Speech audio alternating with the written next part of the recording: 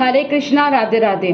आज के इस वीडियो में हम जानेंगे कि हमें पूजा करते समय, चाहे हम घर में करें या मंदिर में करें, हमें किन किन छोटी छोटी चीज़ों को याद में रखना चाहिए।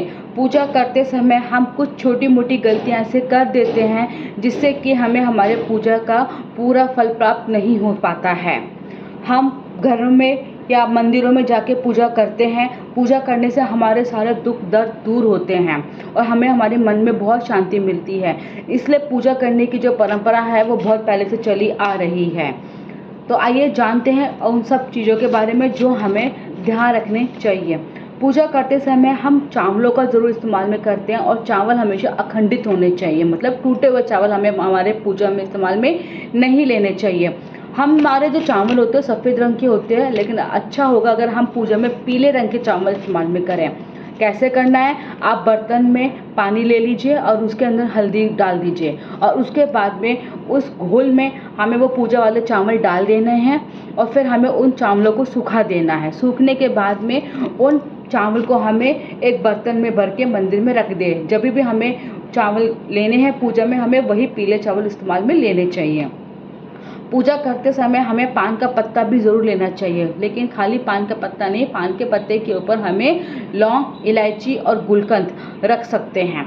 अगर हम पान का पत्ता नहीं ले सकते हैं तो हम बाज़ार से बना हुआ पूरा पान भी लेकर आ सकते हैं और उसे हम हमारे पूजा में इस्तेमाल में ले सकते हैं। और इसी के साथ ही हम जब भगवान को प्रसन्न करते हैं तो उसके लिए हमें भगवान विष्णु को हमेशा पीले रंग का रेशमी वस्त्र अर्पित करना चाहिए।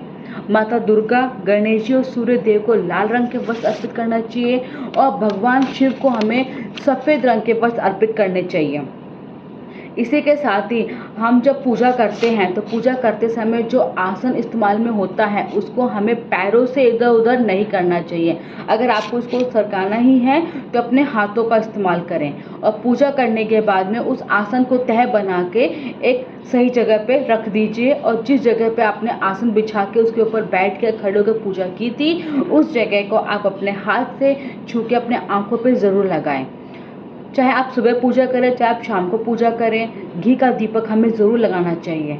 शनिवार के दिन हमें सरसों के तेल का दीपक ज़रूर जलाना चाहिए।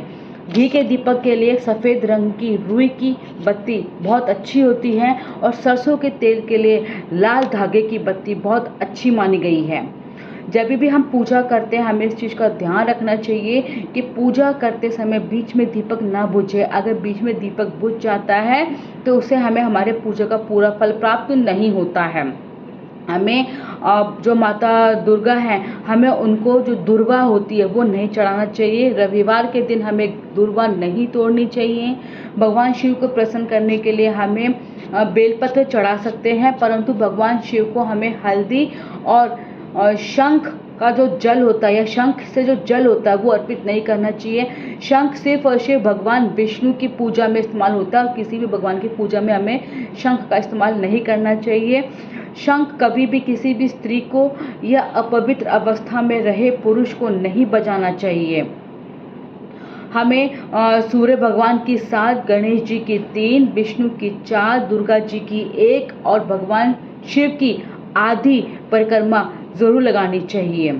जहाँ पर भी हमने पूजा की है वहाँ पर भी हमें खड़े होकर 3 बार परिक्रमा ज़रूर देनी चाहिए।